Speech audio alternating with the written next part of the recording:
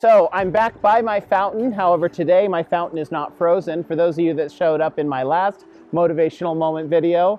And I'm here to talk to you today about schedule. We're continuing our schedule conversation. What I'd like to talk about today, though, is really be intentional about scheduling your priorities, not your to-do list.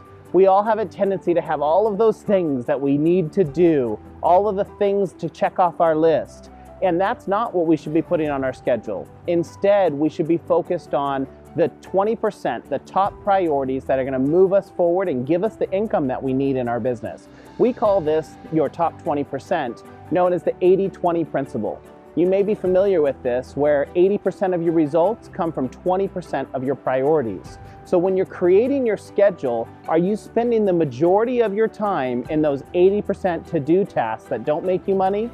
Or are you spending the majority of your time in those 20% priorities that are going to move you forward and earn you income? That's what you should be scheduling in your time blocks, are those 20% priorities. So don't get distracted with the 80%.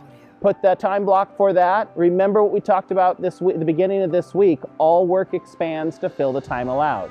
So set that time block to do that to-do list. Let that work expand into that time block. You'll accomplish more than you realize, and invest your time on those 20% priorities first before you do your to-do list.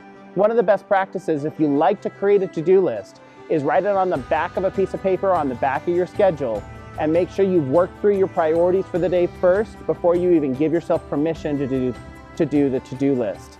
Get to that after you've done those priorities.